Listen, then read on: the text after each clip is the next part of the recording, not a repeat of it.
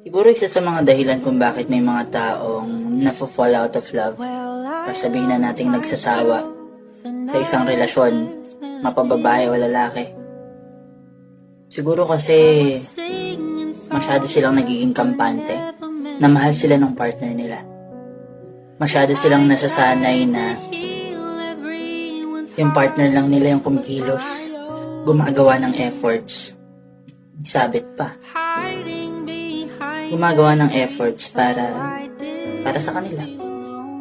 Masyado nilang tinitake for granted yung partner nila na okay lang yan, nandyan lang yan, magagalit yan, pero mapapatawad ako niyan.